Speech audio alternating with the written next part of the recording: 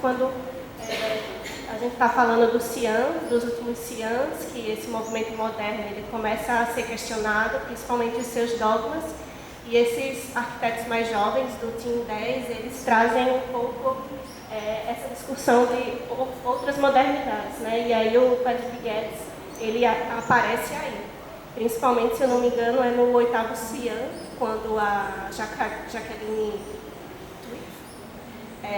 que ela foi responsável pela segunda edição da publicação do livro Cities in Evolution, de Patrick Guedes, que a primeira edição é de 1915 e a segunda é de 1949. E ela fazia parte da organização, era uma secretária, se não me engano, do CIAM. Então, a gente começou a mapear o que seriam esses eventos, publicações e projetos importantes para aparecer na cronologia. Isso foi feito primeiramente a partir da própria tese da professora Paula, e essa nebulosa que está aí no slide tem a ver com isso. Esses são esses 3 eventos e essa publicação que estão em relevo, por assim dizer, esqueci a palavra, mas elas são em destaque, são os que a gente está desenvolvendo agora, eu, Dan e Su. E é isso. Obrigada. Vou passar para a lista.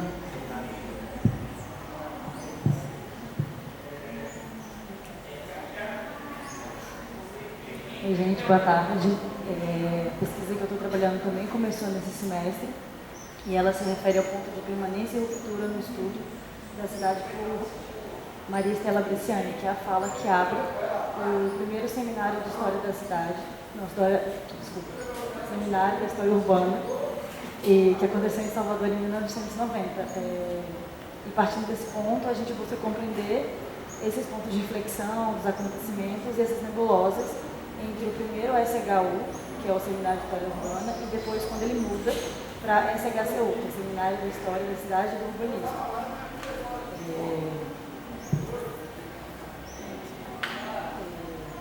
E assim que a gente começou a pesquisa, a gente percebeu uma grande interdisciplinaridade. Tá bom, tá? Mais perto, porque fica muito estridente, aí eu fico meio agoniada. Interdisciplinaridade no primeiro SHCU e das questões teórico-metodológicas que estavam sendo experimentadas em relação à aproximação com o campo da história com o urbanismo naquele momento. E nesse processo de pesquisa, estamos descobrindo quem são essas figuras e quais eram as pessoas que estavam montando o seminário, quem estava debatendo, o que estava sendo dito, o que estava sendo colocado em pauta. E outro ponto relevante é entender também quais eram as associações que estavam em parceria com o seminário, como a AMPU e a Geografia através do Milton Santos, que destaca essa interdisciplinariedade e essas conexões. Ano que vem completa 30 anos do seminário e a gente está tentando retomar essas discussões de uma maneira crítica, buscando uma atualização desse seminário que aconteceu 30 anos atrás, que aí aqui tem até a nova identidade visual dele, né, que é o seminário que vai acontecer ano que vem, que é essa edição de 30 anos. E outra coisa que a gente está tentando entender é essa mudança do nome, que ele muda de Seminário da História Urbana para Seminário da História da Cidade e do Urbanismo, e que traz essa ideia de nebulosa, como as palavras mudam no e com o tempo. Entender a constituição do campo a partir desses 2 eventos e acho que para além disso é fazer o link com esses 2 eventos, é também fazer o link com o Enampu, que foi criado pela Ampu, o Enampark, o Grupo MON, pensar como esses eventos contribuem com a constituição do campo e da história do urbanismo no Brasil. E eu acho que vale destacar também a parceria que a gente está fazendo, que é uma pesquisa que está acontecendo paralela, com historiadores, com Washington, que a gente está tentando trazer essa história intelectual desse momento e porque a cronologia ela acaba trazendo um contexto mais expandido e amplificado. E essa história intelectual ela está sendo bem pontual, assim. Então, tentando entender essas conexões, essas narrativas. Eu acho que essas 3 pesquisas estão sendo desenvolvidas aqui na equipe da UFBA e de alguma maneira elas têm total relação com o que os meninos da UNEB vão apresentar, porque ambas, nos 3 casos, a gente está tentando investigar essas formações de campo, né, ou a formação da própria história do campo da história urbana, da história da cidade do urbanismo, quais são os dissensos provocados pelo Flávio de Carvalho com essa tese de 1930, ou mesmo a emergência de um novo campo ali em 1915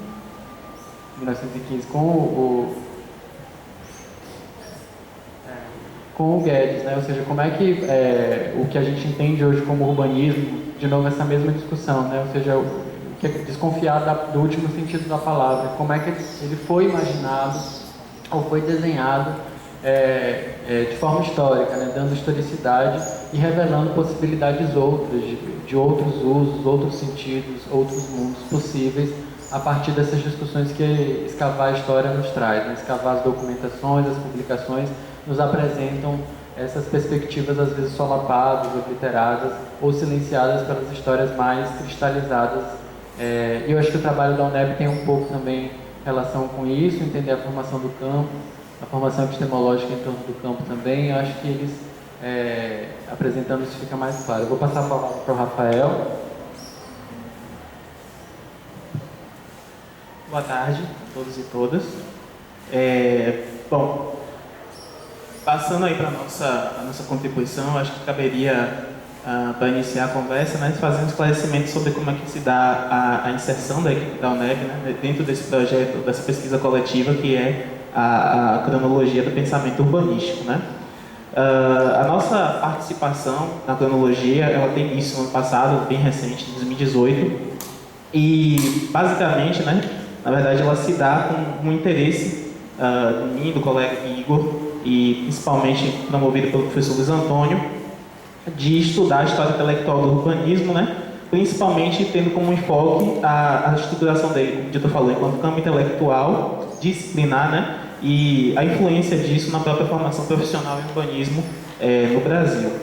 Então, a nossa proposta, né, ela é justificada pela nossa filiação, vamos dizer assim, ao curso de bacharelado em urbanismo, lá da nossa universidade, né, que é o único curso a oferecer a formação específica, né, em urbanismo como graduação, e justamente procurando nos interrogar a respeito, né, dessa singularidade e do que ela significa, né, dentro desse campo, que, como o Dito também colocou, ele não é uníssono, ele tem diversas disputas, né, diversas contradições, convergências e divergências entre os diversos atores que o compõem, né, que o integram. Bom, e nessa pesquisa, né, a gente procurou, seguindo muito dessa condensação de conhecimentos que já havia sido realizada pelas outras equipes, né, que já participam, como os colegas falaram, há 17 anos, né, da cronologia, da produção do site. A gente procurou tratar essa nossa abordagem também pelos pontos de inflexão, né? E o primeiro ponto de inflexão do qual eu estou responsável seria justamente o estudo dos conceitos, né, associados ao urbanismo. O ponto de partida, né, desse ponto de inflexão é o pressuposto, né, de que essas formulações conceituais criadas para definir urbanismo, né, enquanto praxis, elas estão sujeitas a transformações que podem alterar ou até fazer permanecer os componentes, né, da definição que está construída para definir urbanismo, para explicar o que é urbanismo, né, e, consequentemente, de como essa definição ela vai orientar as práticas, né, guiar o exercício dos agentes, né, na produção social da cidade. E aí, a partir dessa base, né, a gente considera que há necessidade, né, de investigar qual é o conteúdo conceitual específico que está associado à palavra urbanismo, né, justamente em função dessas transformações, em cada contexto histórico e geográfico específico. A natureza, né, dessa investigação ela impõe que a gente faça uma análise que tem como corpus documental, vamos dizer assim, principalmente as publicações, né, que são lançadas pelos autores que a gente investiga e que a gente identifica como sendo a síntese, né, vamos dizer assim, do pensamento dele naquele determinado momento. E aí, nesse sentido, o recorte, né, que a gente está pegando aí para esse começo de trabalho dessas publicações, ele começa em 1920, vai até a década de 1950, e a gente está focando nesse momento, né, em 4 publicações, que são publicações de 3 profissionais de origem francesa, né, que estiveram no Brasil nesse momento e que tem uma circulação muito grande aqui, principalmente em Salvador e Rio de Janeiro, né, inclusive fazendo trabalhos aqui, difundindo muito do que era as suas concepções, né, do que era o urbanismo. A gente tem duas publicações do Le Corbusier, uma de 1925 e outra de 1946, né, que é Urbanismo, e o que a gente traduz aí literalmente em português como maneira de pensar urbanismo. Desculpa, eu não vou arriscar francês, porque meu francês de Google Tradutor é terrível. E logo depois a gente tem também o Agache, né, que é famoso aí por ter feito o primeiro plano urbanístico da cidade do Rio de Janeiro, que é a cidade do Rio de Janeiro Remodelação, Extensão e Embelezamento, que também ficou ali 25, mas na verdade ele trabalha aqui entre 27 e o plano, a versão final de sai em 1930, né? E, por fim, o Gaston Bardet, e que ele publica o Urbanismo e vem ao Brasil no final da década de 40, né? E faz, na verdade, duas passagens por aqui, 1949 e 1953. Inclusive, em 53 ele dá um curso, né, lá na UFMG. E o que a gente identifica, né, é que estudando, fazendo a leitura dessas obras, é que, embora sejam agentes, atores, né, na verdade, que vêm do mesmo espaço geográfico, do mesmo país, né, da mesma cidade, vamos dizer assim, as concepções que eles trazem de urbanismo são muito distintas, né, e elas influem, né, de maneira diferente a própria, como é que posso dizer, a própria percepção, né, do que seria esse campo, e algumas elas vão sendo secundarizadas e outras vão sendo colocadas em relevo, né, em detrimento dessa preferência, né, para aquilo que estava sendo tomado como dominante mesmo, né, ideia dominante naquele momento que eles começam a dialogar, a interagir com o espaço intelectual brasileiro, né. Para se ter uma ideia, a gente tem um exemplo aí do Gaston Bardet, que no momento que traz uma crítica muito forte ao urbanismo, justamente quando estava ocorrendo a construção de Brasília na década de 50, né? E aí metade do auditório da UFMG deixa ele falando sozinho. Então, essas tensões aí é que a gente quer ressaltar justamente entre essas ideias, né? E apesar, né, desses livros eles estarem lançados mais ou menos na época que esses autores nos visitam, né, vamos dizer assim, a publicação deles em português ela vai acontecer principalmente a partir dos anos 80 e 90, né? Então, a gente tem que ressaltar aí que, apesar dessa tradução ela ter ocorrido muito tardiamente, a vinda deles, né, foi o principal, que a gente identifica como principal canal de difusão dessa interação, dessas ideias. Eu vou passar para o colega agora aí, do que vai falar. Bom, boa tarde. Eu vou tentar falar um pouco, né, sobre o trabalho que a gente tem feito aí dentro do segundo ponto de inflexão, que seria epistemologias do urbanismo, né? O trabalho, ele, na verdade, ele feito o recorte temporal, ele não está de 1897, mas eu vou explicar por quê.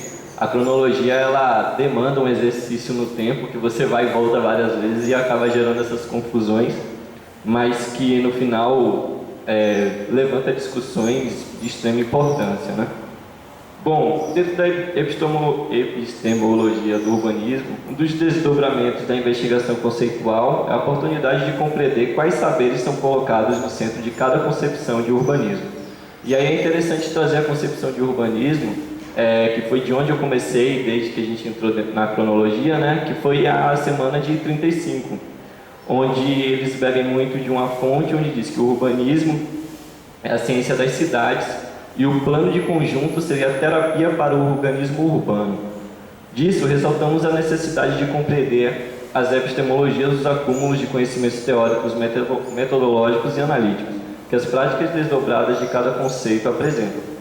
O ponto de partida deste ponto de inflexão é o questionamento do entendimento de que as práticas profissionais, e aí é interessante também ainda pensar na semana de 35, que veio de uma influência muito grande, veio de uma influência não, né? Foi regido por engenheiros politécnicos da Escola Politécnica da Bahia, que foi fundada em 1897, apesar da gente estar falando da semana de 35, né? Que você tinha discussões e você tinha conflitos ali dentro mesmo do plano de 35, onde você pensava que existia um êxodo rural dentro da cidade de Salvador, e deveria se pensar a habitação proletária. E dentro disso você tem, como o Choé, ela coloca dentro das correntes a progressista, a culturalista, ao mesmo tempo que você tem no centro da cidade o pensamento de espaçamento, etc, etc. Você tem também o pensamento de colocar cidades-jardins em áreas como era em Itapuã, no subúrbio, e etc. Então você tem a convergência dessas ideias, né? E as formações profissionais que as exercem associadas à palavra urbanismo se diferem ou até se opõem daquilo que no Brasil, sobretudo a partir dos anos 1970, se convencionou chamar de planejamento urbano e regional. Essa oposição é bem resumida por João Farias Rovati, quando ele afirma que o urbanismo contemplaria essencialmente os conhecimentos disciplinares da arquitetura, reunidos para interpretar a cidade como um artefato cuja produção é mediada principalmente pelo projeto construtivo, ao passo que o planejamento urbano e regional contemplaria essencialmente os conhecimentos de múltiplas disciplinas, sem a definição de um objeto de conhecimento único, reunidas para interpretar a cidade como resultado de um processo social em desenvolvimento, cuja produção é mediada por planos, programas e projetos. E aí isso me remete a uma frase do livro de Bachelard, né, que a epistemologia, em que ele fala que brilhar, irradiar, iluminar, apesar de ter o objetivo de fazer luz, elas não são a mesma coisa, os objetos são diferentes. Assim, a partir de uma perspectiva anacrônica, este ponto de inflexão procura questionar se, no momento em que o urbanismo se consolida no Brasil como prática e formação profissional, essa distinção entre saberes já existia, interrogando se os trabalhos associados ao termo urbanismo, neste período, foram essencialmente projetuais ou, se contrariando a divisão mencionada, se empenharam também no controle, com outros instrumentos dos processos sociais de produção da cidade. Bom, como eu já tinha dito antes, o início do trabalho é pela Semana de Urbanismo, de 1935, ainda quando o plano atendia evidentemente ao interesse de uma elite econômica com um viés higienicista e como um controle pelo estado do ambiente construído. E aí eu acho interessante, né, que como o engenheiro eletricista José Lourenço Costa, em uma conferência intitulada A Cidade Errada e a Cidade Certa, em 1935, ele coloca: é na construção do casebre, dentro da roça particular, que tem origem os males que atormentam as cidades. Foi assim que nasceram os nossos aleijões urbanos. O casebre não pode ser desconsiderado, pois é uma cidade em menino. E todos sabemos que a educação começa do berço, ou mais familiarmente, enquanto o menino corta-se o pepino. É mais fácil e barato prevenir do que corrigir. E aí eu levantei em questão o engenheiro José Lourenço, pois o mesmo, ele era professor de hidráulica na Escola Politécnica da Bahia, que foi responsável pela formação de muitos engenheiros que estiveram à frente de planos como a própria Semana de 35 e mais à frente o EPUX. Eu poderia ter falado também de Gama e Abreu, e etc, etc. A Escola Politécnica da Bahia, e aí eu entro nisso em 1897, ela possui uma base pedagógica da Escola Pública da Escola Politécnica do Rio de Janeiro. Então você já tem um contexto do Sudeste, você tem um contexto do Nordeste, você tem esse transplante, digamos assim. Só que aí o mais interessante é que a Escola Politécnica do Rio de Janeiro tinha suas raízes findadas na tradição do ensino da Escola Politécnica de Paris. Então você vai vendo que isso vai montando, e aí, como os colegas da cronologia falam, você acaba nebulando, mesmo que sem querer, né? Então, como eu falei, eu comecei na Semana de 35, mas eu acabei batendo em 97 com a fundação da Escola Politécnica da Bahia. E isso é um exercício interessante. Então, às vezes, quanto mais confuso eu fico, às vezes eu acho que mais pra frente eu tô indo. Ou seja, o que configura como urbanismo na Europa acaba por ser transportado para uma realidade brasileira, né? E aí eu trouxe alguns dos meus verbetes que estão sendo produzidos, e aí vem a fundação da Escola Politécnica da Bahia, aqui em Salvador, o plano urbanístico de Peltier de Queiroz para Itaparica. É interessante que o Peltier de Queiroz, ele é formado na Escola Politécnica da Bahia, né? Escritório do Plano de Urbanismo para a cidade de Salvador, o EPUX, na verdade aí seriam mais alguns acréscimos, o verbete ele já está no site. E o Alfred Agache visita Salvador, que eu acho muito interessante, que durante o governo de Neves da Rocha, antes de Mário Leal Ferreira assumir o EPUX, né, você tinha digamos assim, esse rodeio de ideias de Salvador. Então a gente tem diversas publicações do À Tarde, onde Agache vai salvar Salvador, e diversas outras coisas. Bom, dentro disso eu acho que essa é a contribuição que o grupo da UNEB pode dar. Eu findo minha fala por aqui e eu passo a palavra para a Dilton.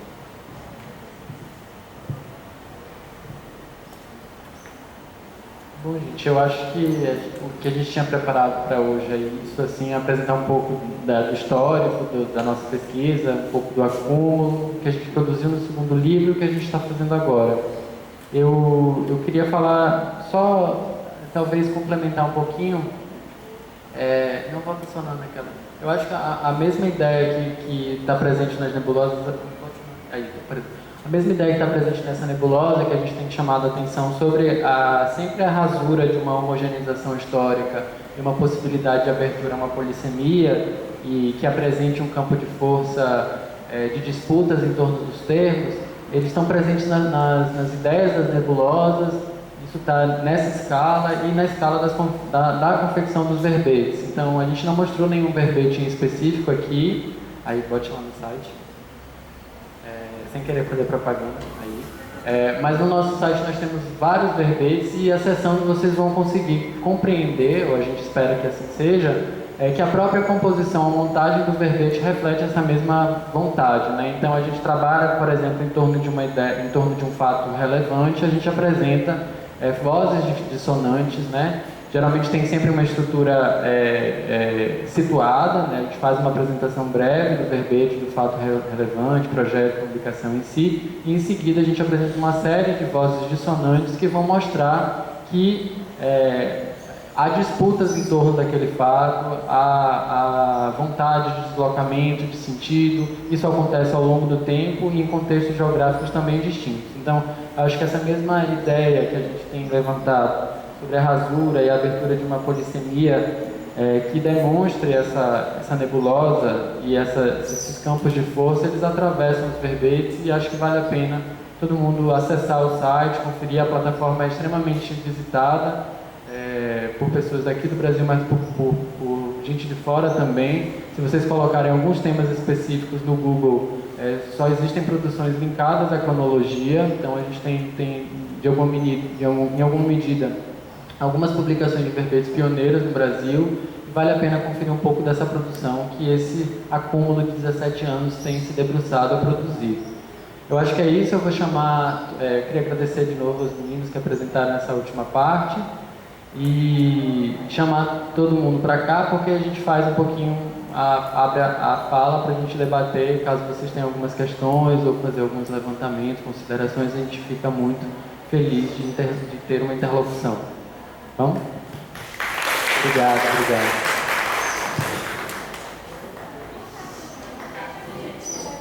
Deixa aí? Tá. Se tiver questão, vai para o púlpito vermelho ali, tá? Eu quero aquele curso. Então é isso.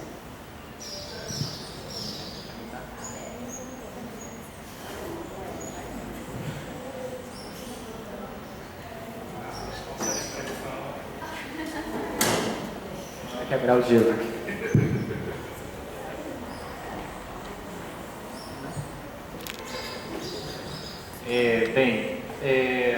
Não vai ser muito organizado, mas primeiro assim, parabenizar, né, a pesquisa, né, a pesquisa há 17 anos, né. Eu sou carioca, não vivo mais no Rio, estava no Paraná, estou na Bahia, e a cronologia é uma pesquisa que a Paula diz que na UFBA, mas fora da UFBA ela é citada constantemente por pessoas de várias áreas. Outro dia eu conheci no Rio, num bar, um rapaz estava fazendo mestrado em artes plásticas. Quando eu falei que a minha supervisora do pós-doc era a Paola, uma pessoa do Rio, de outra universidade, que tem uma projeção para fora, pelo menos, e acho que é o fruto desse trabalho coletivo de muitos anos que muitas pessoas diferentes fizeram. E é muito gratificante, né, poder, já formado, né, supostamente já montado, poder participar do laboratório como está acontecendo esse ano por conta do meu pós-doutorado. Bem, tentando fazer uma pergunta, na última apresentação, sobretudo, me chamou a atenção uma frase do rapaz ali, falou que eu não lembro o nome, de que a Politécnica de Salvador baseada na Politécnica do Rio, por sua vez, baseada na Politécnica de Paris, né? Isso me faz, né, como estação de epistemologia, formas de produção do conhecimento do urbanismo, isso me faz levar a pergunta que talvez a Paola chame de especialista mais uma vez, né, sobre a influência de um pensamento europeu, né, com base na cidade europeia, né, na produção de conhecimento aqui, né, coisa que nos cursos de arquitetura nós ainda não nos livramos. Isso não significa que temos que jogar fora esses autores e essas produções, mas significa que a gente tem que enquadrá-los no tempo e no espaço e se usou a palavra lugar de fala, não sei se é exatamente esse caso, mas o lugar epistemológico, com base num lugar específico que cada um desses autores ao longo da história estão falando. E também foi citado Flávio de Carvalho em algum momento, né? Também gostaria de saber de todos, assim, como é que está sendo, a Paola vai me chamar de essencialista mais uma vez, né? O pensamento sobre os pensadores latino-americanos dentro dessa história, que eles vão ser necessariamente invisibilizados por conta de uma diferença matemática na produção de livros, de livro que está traduzido, livro que foi feito, etc. e tal, mas qual é o esforço de tentar preencher essas lacunas? Mais alguém? Alguma outra pergunta? Então passa para a mesa. Né?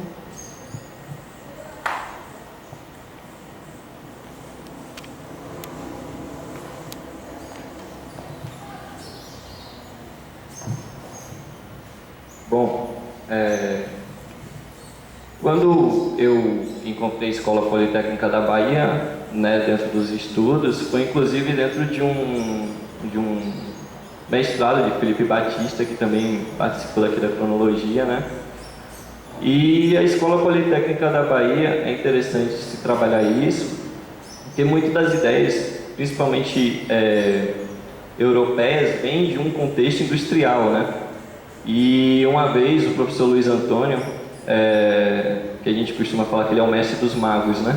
Ele fala e ele some, e deixa a gente lá. Uma vez ele chegou para mim dentro disso e ele falou assim: Igor, Salvador nunca teve indústria dentro do processo histórico dele. Então a gente tem realmente o transplante de ideias que elas não necessariamente vão se adaptar ao contexto, né? E aí vale lembrar também que a Escola Politécnica da Bahia, os engenheiros formados nela, eram engenheiros que tinham um status, né? E eles tinham um poder, digamos assim, político dentro da cidade. E para além disso, foram os que estiveram intervindo no espaço, né? Dentro do urbanismo, como eu falei antes, né? Você tinha um professor que era de hidráulica, mas ele estava ali junto com a Sociedade Alberto Torres, etc., comandando, como um ato político mesmo. Eu não sei bem se eu te respondi, acho que acho que eu talvez tenha bagunçado mais, mas, bem, é isso que eu tenho para comentar.